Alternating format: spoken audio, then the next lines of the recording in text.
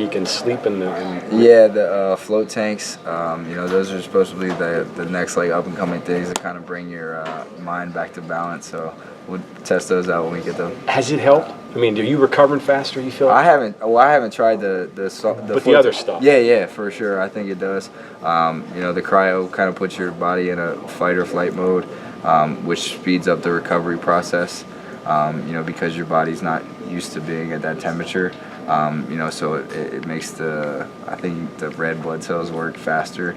And have your body more recovery. You've already got out of my knowledge base, but do you feel less pain and soreness and stuff? Yeah, I think it definitely between practices speeds up the process, and has your legs more fresh the next day.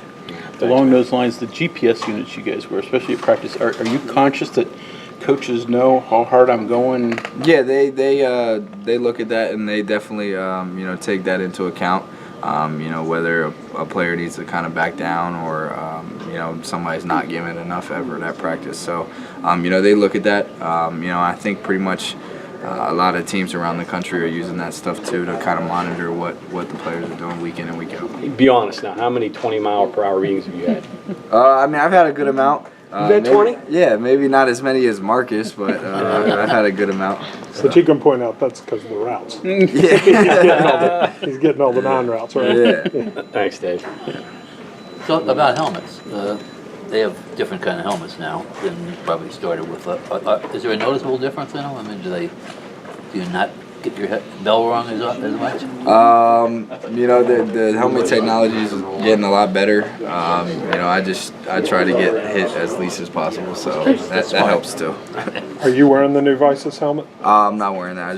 I'm wearing the Rydell Speed, so that's what I like. That's what's comfortable for me, so that's what I've been wearing for a while. Did you try the new one on, or was it just like I tried it on, but I like the same stuff. I don't like switching it up, so I've been wearing that helmet for my whole time at West Virginia, so I like that helmet.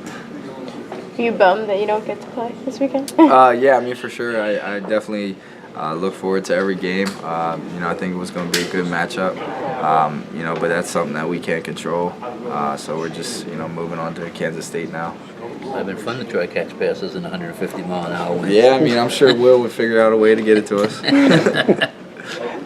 Have you all been talking about it, watching it and debating? I know the coaches have been trying to keep your head on preparation, but you all obviously have had to been looking at it some. Yeah, I think we've all kind of been, thinking about it and seeing the hurricane kind of pick up, over the last couple of days. But, Coach Holgerson has just told us to control what we can control.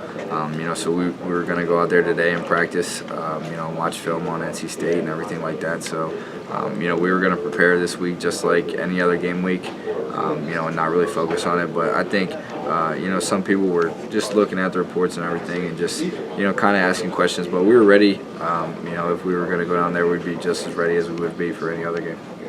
David, as a Delaware guy, you ever been through a hurricane situation? Your family, you ever talked about that? Yeah, Hurricane Sandy kind of hit Delaware. It hit the New Jersey area and hit Delaware. So that was probably the worst one that hit that far up north.